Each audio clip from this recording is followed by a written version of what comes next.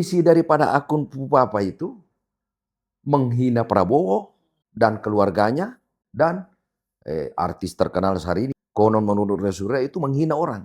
Tapi sampai hari ini belum ada hukum menyentuh. Kemudian kasus Kanjuruhan yang juga melibatkan aparat hukum di sana, terjadi pelanggaran HAM juga tidak diapa-apai. Terus ada kasus penembakan Laskar yang di kilometer 50 di Cikampek juga tidak ada, sampai hari ini tidak jelas juga keberadaannya. Masalah mafia tanah yang nyata-nyata seharusnya ya tidak terjadi, tetapi karena persoalan penegakan hukum yang lemah, sehingga muncullah mafia-mafia itu. Bayangkan kalau misalnya persoalan tanah kita ini yang rakyat sangat butuhkan, terbit kepemilikan di atas kepemilikan masyarakat, ini sangat fatal sekali.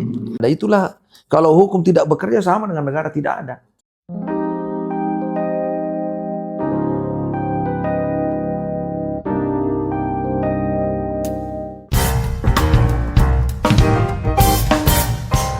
Pemirsa, dimanapun Anda berada, saya Bahtiar Adnan Kusuma saat ini sedang berada di Dr. Tajudin Rahman Lovon, Pokes, dan tema hari ini kita akan membicarakan tentang hukum tumpul ke atas tajam ke bawah. Nah, di samping kanan saya sudah ada dua tokoh advokat nasional yang sudah tidak asing lagi di tengah-tengah kita. Di antaranya adalah Dr. Tajudin Rahman, SHMH, dan kandidat Dr. Haji Asman Usman, SHMH. Sahabat-sahabat sekalian, diksi yang saya perolotkan tadi tentu kita akan meminta satu narasi dari Dr. Haji Tajudin Rahman, SHMH. Apa maksud daripada hukum tumpul ke atas, tajam ke bawah? Terima kasih Pak Bahtiar Adnan Kusuma yang saya hormati, salah seorang penulis buku dan sangat berprestasi di tingkat nasional, dan Pak Asman Usman, SHMH, kandidat doktor. Terima kasih atas kedatangannya di podcast saya. Pertama saya ingin mengatakan begini, kenapa kita memilih judul atau tema hukum tajam ke bawah tumpul ke atas? Karena Indonesia ini sekarang tidak baik-baik saja. Negara kita sedang sakit. Nah, fakta menunjukkan bahwa secara yuridis di dalam pasal 1 ayat 315 itu menyatakan bahwa Indonesia adalah negara hukum, bukan negara kekuasaan. Pasal 27 ayat 1 Undang-Undang 45 itu menyatakan bahwa setiap warga negara mempunyai kedudukan yang sama di bidang hukum dan pemerintahan. Nah, artinya kalau setiap warga negara mempunyai kedudukan yang sama di depan hukum dan pemerintahan, sama juga yang dikatakan oleh sang presiden kita saat ini, Saudara Joko Widodo, yang mengatakan berkaitan dengan pertanyaan wartawan mengenai soal anaknya yang bernama Kaisang diduga menerima gratifikasi menggunakan jet pribadi. Terus ditanya oleh wartawan, bagaimana soal itu? Dibilang, semua warga negara sama di mata. Tapi faktanya sampai hari ini KPK belum melakukan tindakan apapun terhadap si Kaisang yang diduga menerima gratifikasi dalam penggunaan jet pribadi dari Jakarta ke Amerika, yang konon menurut Roy Suryo dia mampir di beberapa tempat baru sampai di Amerika, dan kemudian setelah kurang 1 hari jangka waktu yang diberikan undang-undang untuk melaporkan hal itu di KPK, baru dia datang dan kemudian dia mengatasnamakan dirinya bahwa dia numpang. Yang kedua, saat ini juga berkaitan dengan saudaranya lagi, ada kasus yang lagi viral juga dan sangat ramai, bahkan hampir semua podcast dan media mainstream juga di Indonesia bercerita mengenai adanya akun Pupapa. Nah, sedangkan akun Pupapa itu adalah menurut Roy Surya 99% adalah milik Gibran. Nah, sedangkan Gibran ini adalah dua posisi yang penting di tangannya sekarang. Satu, dia adalah anak presiden yang masih berkuasa, anak Jokowi. Kemudian dia juga adalah wakil presiden terpilih. Nah, apakah hukum ini, kedua orang yang saya sebutkan tadi ini, hukum bisa menyentuh orang dua ini? Faktanya, ya meskipun yang satu sudah datang sendiri di KPK, tapi ini si kakak sampai hari ini tidak disentuh hukum. Meskipun menurut keterangan dari Roy Surya dari berbagai media yang kita baik maupun media mainstream maupun media sosial, terutama podcast-podcast yang terkenal, itu katanya isi daripada akun Pupapa itu menghina Prabowo dan keluarganya, termasuk anaknya Prabowo, terus Ibu Titi Soeharto yang bekas istri Pak Prabowo, dan artis terkenal hari ini, dan beberapa artis lagi yang juga konon katanya, karena saya tidak pernah baca dan tidak melihat akunnya, konon menurut Surya itu menghina orang. Tapi sampai hari ini belum ada hukum menyentuh. Kita baru bicara dua ini saja, sudah menjadi fakta bahwa hukum ini tajam ke bawah, tumpul ke atas. Tetapi kenapa begitu? Karena misalnya ketika Pak Sigit di fit and proper oleh Komisi 3 DPR RI tahun 2021 kalau tidak salah, dia menyatakan bahwa apabila dia menjadi presiden, itu pernyataan-pernyataan atau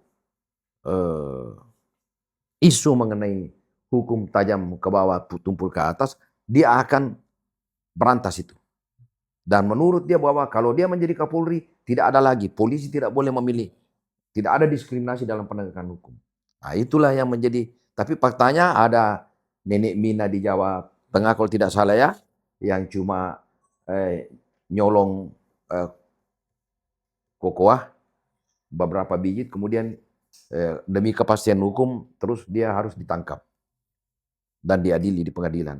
Ya, kalau tidak viral dan tidak ribut, mungkin hal itu tidak bisa kita lihat apakah dia menikmati keadilan atau tidak. Nah, itu baru contoh kasus yang kecil. Nah, itu anunya.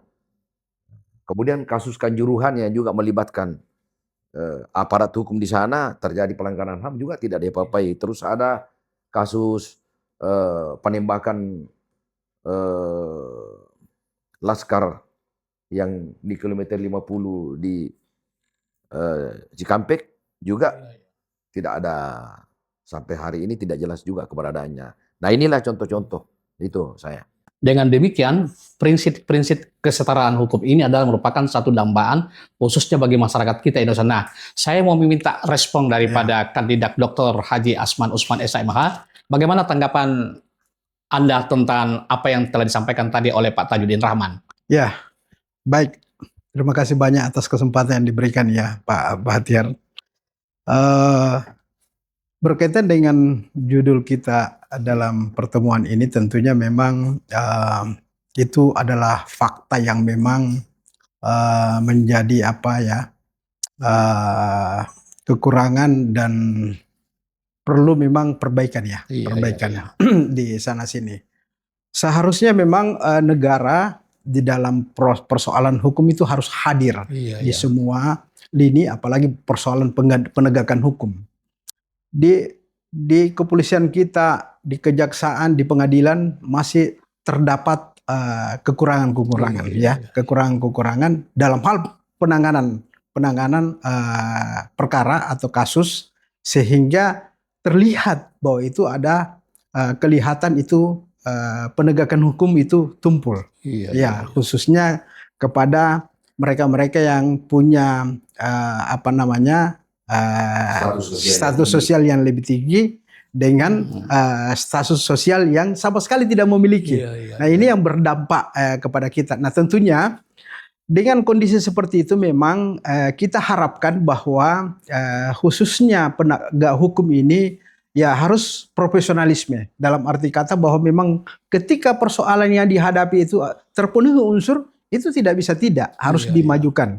iya. Nah, selain itu saya melihat bahwa memang kondisi moral ya, Iya, jadi ada iya. kondisi moral memang daripada penegak hukum kita ini yang kemudian saya melihat itulah yang terkadang keinginan keadilan kita itu tumpul. Iya, Karena persoalan moral yang kemudian akhirnya tidak seperti yang diharapkan oleh masyarakat. Jadi mental Ya, aparat ini. ya, jadi memang persoalan mental aparat juga itu perlu. Jadi Iya, iya. saya kira memang ya khususnya para penegak hukum ini terus belajar kemudian membenahi diri dalam hal-hal semua tingkatan persoalan yang sikap profesionalisme itu yang ditanamkan. Iya, iya. Ya, saya kira itu yang Iya. harus dilakukan oleh para penegak hukum kita. Iya.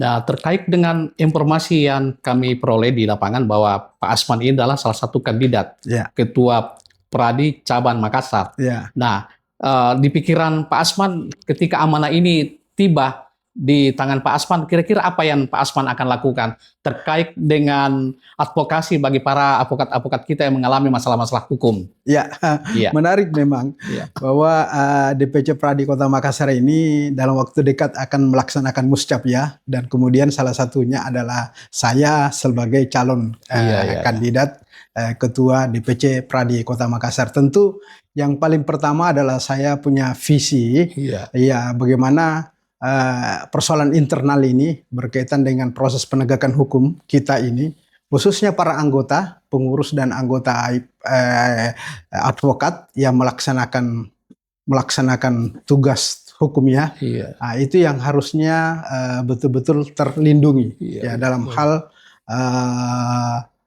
imunitas. ya kaitan dengan imunitas advokat itu sendiri, Iya. di mana terkadang teman-teman dalam mendampingi klien itu diperlakukan tidak sewajarnya oleh pihak penegak hukum lainnya. Oleh karenanya disitulah tugas daripada organisasi melindungi teman-teman.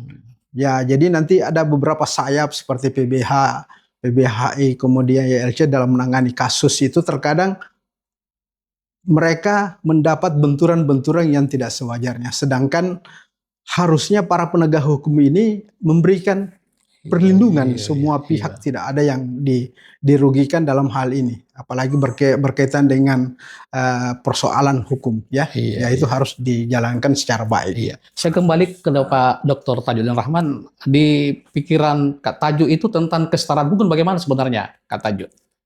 Jadi tadi saya katakan kan bahwa pasal 27 ayat 1-5 mengatakan bahwa setiap warga negara mempunyai hak yang sama dan kedudukan di bidang hukum dan pemerintahan. Meskipun demikian, memang setiap profesi itu punya juga namanya privilege terhadap perlindungan profesi.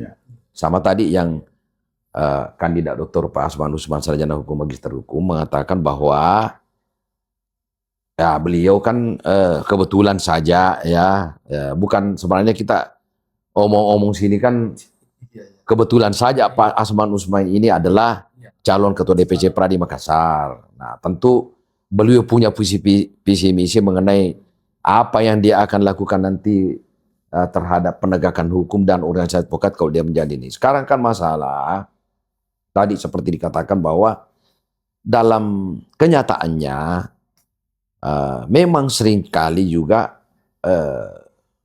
teman-teman lawyer itu, para pengacara itu menghadapi benturan. Kadang-kadang kita ini lawyer dianggap sebelah mata oleh pihak sana. Ya, yang lainnya karena apa? Meskipun Undang-Undang Nomor 18 Tahun 2003 mengatakan bahwa advokat adalah penegak hukum juga, tapi saya menduga aparat penegak hukum yang lain itu mungkin tidak baca itu undang-undang. Ya, sehingga dia menganggap bahwa hanya dirinya yang penegak hukum. Nah, bagaimana pula kalau misalnya gini ya, orang seperti saya saja dengan Pak Asman Usman ini yang sudah malah melintang di praktek penegakan hukum di Indonesia sudah tidak, artinya tidak lagi saya berpraktik di Makassar saja. Kita seperti sekarang saya dengan Pak Asman apa di Jakarta, di provinsi lain. Karena kebetulan saja Undang-Undang 18 tahun 2003 itu lahir, itu tidak ada lagi batas wilayah pekerjaan pengacara itu, bahwa misalnya kalau izin saya cuma Makassar, saya hanya buat praktik. Jangankan di Makassar, kita bisa praktik di luar negeri. Nah, inilah yang jadi masalah kita, terutama kalau kita misalnya membela orang yang tidak berpunya. Ya. Nah, tadi itu contohnya. Sekarang misalnya kasih contoh, kasus Vina dan Eki di Cirebon. Itu kan 8 terpidana, ya, 1 yang sudah bebas ini si Saka Tatal yang kebetulan saya adalah pengacaranya, bagian dari yang dipimpin oleh para Abbas. Itu kan mereka itu semua orang miskin. Mereka semua orang miskin. Jadi pada waktu terjadi peradilan tahun 2016 itu, ya mereka didampingi oleh pengacara, tetapi pengacara yang ada di sana juga tidak bisa bikin apa-apa karena apakah karena bapaknya si korban Eki ini adalah Rudiana adalah anggota polisi, lalu mungkin teman-teman sejawatnya juga melindungi keluarga korban karena dia adalah turunan dari salah seorang aparat. Saya tidak tahu, tapi yang jelas bahwa terjadi peradilan sesat. Dugaan peradilan sesat, orang yang sampai hari ini tidak jelas dia punya posisi, misalnya diduga bahwa ada perkelahian yang bersangkut paut dengan geng motor. Ternyata 8 orang terpidana ini bukan anggota geng motor, orang miskin semua. Dan di dalam berkas yang saya punya itu, khususnya untuk berkasnya Saka Tatal saya baca, tidak ada satupun orang isi itu adalah geng motor. Apalagi Saka Tatal tidak punya motor. Iya. Bagaimana mau masuk jadi geng motor sedangkan motor aja tidak punya. Nah, jadi inilah jeleknya kita punya penegakan hukum. Contoh saya sama juga misalnya kasus Kanjuruhan itu yang konon itu 135 nyawa yang hilang sana. Nah, kita menduga terjadi pelanggaran HAM, tapi kan tidak ada. Sampai hari ini tidak ada. Ya ada peradilan tapi kan bebas. Ya bagaimana kira-kira misalnya kalau yang tadi contohnya Nenek Mina itu di Jawa itu, terus dan seterusnya. Ya orang yang biasa cuma nyolong sandal terus ini terus. Bagaimana dengan yang contoh kasus ini yang triliunan, katanya ada dana 300 triliun hilang. Tapi sampai sekarang tidak tahu bagaimana tindakan aparat hukum, terutama PKPK terhadap itu. Nah, kecuali Jaksa Agung menyangkut mengenai satu kampung kita, mantan Menteri Pertanian. Iya. Nah, itu masuk dia, entah apa karena dia melawan polisi atau gimana. Kan itu kan ketua KPK kan yang dia lawan. Iya. Ya itu kan. Tapi nyatanya Firly Bahuri tidak diapa-apain sampai sekarang. Iya. Itu juga bukti bahwa hukum ini diskriminatif. Iya. Kenapa Polri sudah menetapkan, bahkan sudah diambil alih dari Polda Metro kemudian diambil alih oleh Mabes Polri, Firly Bahuri sampai sekarang masih malah melintang dan tidak disentuh hukum. Ini adalah fakta bahwa hukum ini tidak jalan. Diskriminatif. Ya, sedangkan menurut ilmu negara, kalau hukum itu tidak bekerja, sama dengan itu negara tidak ada. Karena hukum itu adalah pondasi dan tiang negara. Jadi kalau hukum tidak bergerak, sama dengan tidak ada negara. Contoh misalnya, kalau terjadi kerusuhan, seperti misalnya Kanjuruhan itu, ketika itu kan orang berhamburan, ya dia saling injak menginjak, kan tidak ada di situ. Tidak tahu. Nah, kemudian misalnya kerusuhan seperti dulu waktu kasus Ambon, waktu setelah reformasi ya, kan tidak Tidak ada hukum di situ. Orang saling membunuh waktu kasus G30S sampai hari ini juga tidak jelas. Orang yang banyak mati katanya lebih 1 juta orang mati, tapi kan tidak ada. Itulah kalau hukum tidak bekerja sama dengan negara tidak ada. Nah itu. Iya, persoalan penegakan hukum kita ini masih ya tidak berjalan secara baik. Apalagi kita banyak lihat seperti persoalan mafia tanah kan, yang ini yang lebih parah lagi ini masalah mafia tanah yang nyata-nyata seharusnya ya tidak terjadi, tetapi karena persoalan penegakan hukum yang lemah baik kepada institusi yang penerbit ya menerbitkan kepemilikan maupun penegak hukum ini yang kemudian ini tidak bekerja secara baik. Ya, sehingga muncullah mafia-mafia itu. Bayangkan kalau misalnya persoalan tanah kita ini yang rakyat sangat butuhkan, terbit kepemilikan di atas kepemilikan masyarakat, ini sangat fatal sekali. Nah, bagaimana keberadaan negara di sini untuk melindungi rakyat kecil yang kemudian diterobos, kemudian didudukkan kepemilikan orang-orang yang mampu ya di atas orang yang tidak mampu di atas tanahnya. Nah, inilah kita memang sangat mengharapkan besar sekali kepada para penegak hukum kita untuk kemudian mengantar negara ini menjadi lebih baik, khususnya bagi masyarakat. Ya, disertasi kan juga tanah. Ya, berkaitan Apa dengan yang Bapak temukan sih? ya banyak sekali menyangkut masalah itu. Dulu kalau kita di awal sebelum lahirnya Undang-Undang Pokok Agraria ini, itu kan masih menggunakan data kepemilikan adat, ya berupa rincik, girik, ya atau petuk D yang dikenal oleh masyarakat. Itu masih digunakan. Dan memang pemerintah tidak secara serta-merta menarik data-data itu, masih dimiliki. Nah, sekarang ini kan sejak edaran Menteri Keuangan itu tidak lagi menjadi bukti kepemilikan hak, hanya sebagai bukti pembayaran pajak atau bukti petunjuk terhadap bidang-bidang tanah ini.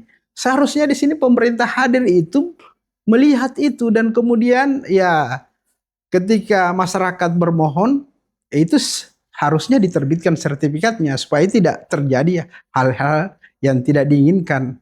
Bayangkan di tanah sekarang ini banyak sekali permasalahan di Makassar. Kalau saya begini Pak Asman ya, itu menyangkut mengenai soal penegakan hukum di bidang pertanahan ya. Ya kebetulan kan juga saya punya disertasi tentang penegakan hukum di bidang pertanahan. Saya punya temuan itu, tidak tegaknya hukum di bidang pertanahan itu 90% itu responden saya mengatakan aparat hukum A ini yang menghambat. Saya tidak boleh sebut ya. Ada satu aparat hukum yang paling di depan itu yang melakukan penyidikan itu yang 90% itu menghambat. Kemudian yang kedua BPN. Nah, kalau misalnya kebetulan orang yang berpunya itu ngurus mungkin ya dia cepat, tapi kalau tidak punya ya itulah tadi judulnya. Lahir lagi ke situ. Ya tetap dalam kenyataannya selalu hukum tumpul ke atas, tajam ke bawah. Ya, itu yang permasalahan yang memang. Nah, saya kira kalau Pak Asman nanti jadi ketua DPC Pradi itu tugasnya itu harus harus ada penyuluhan hukum. Ya. Dan pendidikan berkelanjutan. Jadi artinya masyarakat itu harus melek hukum nanti. Jadi Pak Asman ini ya kebetulan kan saya mendukung beliau.